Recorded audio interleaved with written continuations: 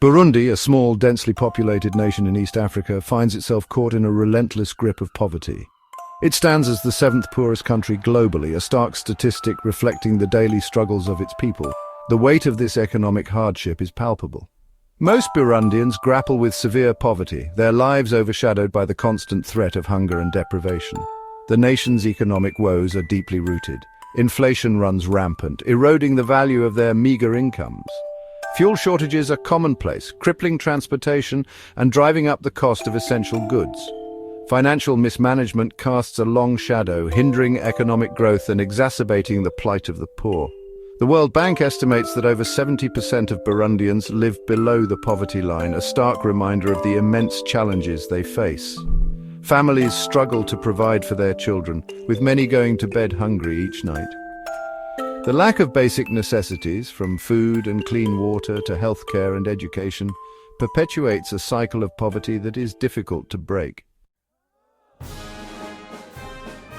Burundi's political landscape is dominated by the ruling CNDD-FDD party, which has maintained a tight grip on power for years. This control, however, has come at a cost.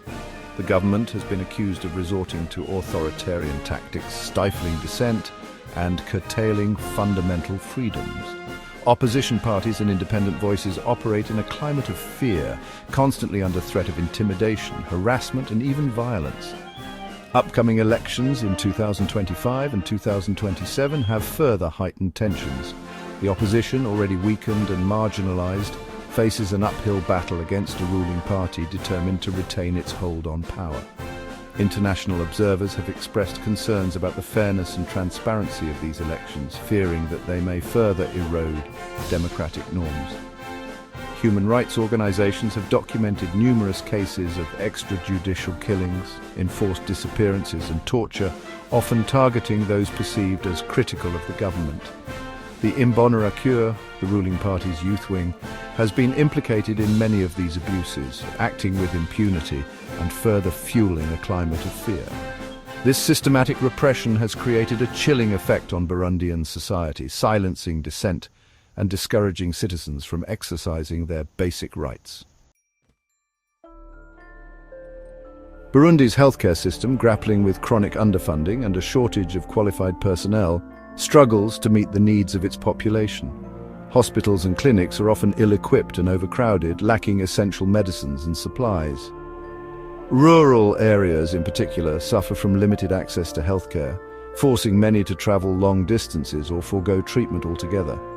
The consequences of this healthcare crisis are devastating. Preventable diseases such as malaria, tuberculosis, and cholera continue to plague the nation, claiming countless lives, particularly among young children. Maternal mortality rates remain alarmingly high, a grim reflection of the challenges pregnant women face in accessing quality care.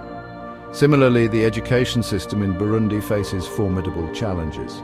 Many children, particularly in rural areas, lack access to basic education.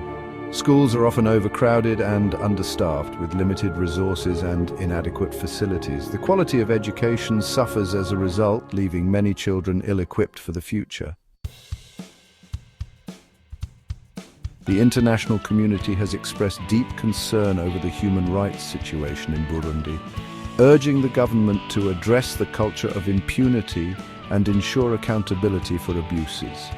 The United Nations and various human rights organizations have called for independent investigations into allegations of extrajudicial killings, torture, and enforced disappearances. Despite the challenges, there are glimmers of hope emerging from Burundi.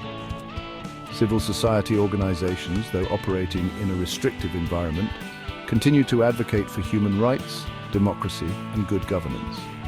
Brave journalists, despite facing intimidation and threats, strive to report on the realities of life in Burundi, providing a vital voice to the voiceless.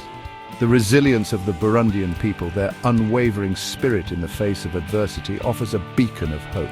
Their determination to create a better future for themselves and their children serves as a reminder that even in the darkest of times, the human spirit endures.